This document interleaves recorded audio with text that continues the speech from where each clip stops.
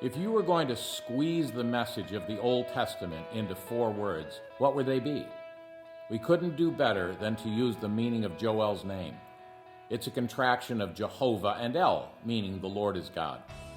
From the controversy in Eden, you shall be as gods, to the battle in Egypt, who is the Lord, to the showdown at Carmel when the people fell down and said, the Lord, He is God. This is the rallying cry of the whole Old Testament. By the way, the New Testament in 4 words could well be taken from Philippians 2. Jesus Christ is Lord.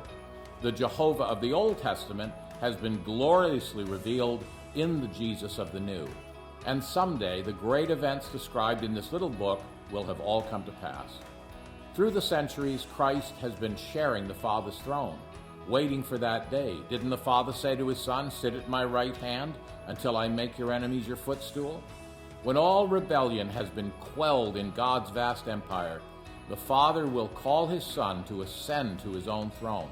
At that moment, with the declaration of the mighty name Jesus, every knee in heaven, earth, and hell will bow, and every tongue will be agreed. Jesus Christ is Lord, will thunder through the universe.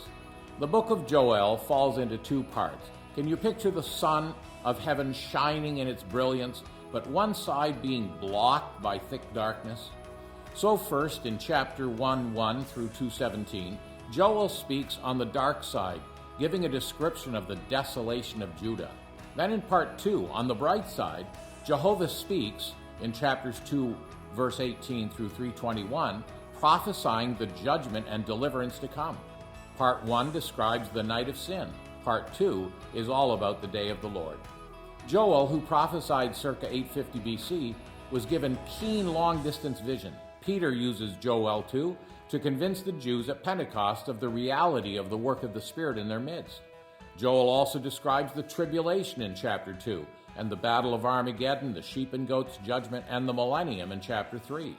Joel is pointed and practical in his preaching. In chapter 1, he calls the aged men with experience to assess the situation.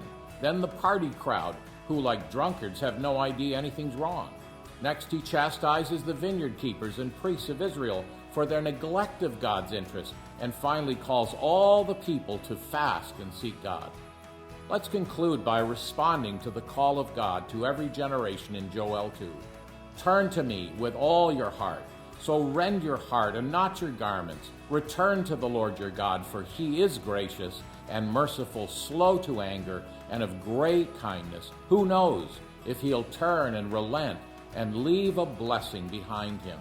And that's a scripture snapshot of the prophecy of Joel.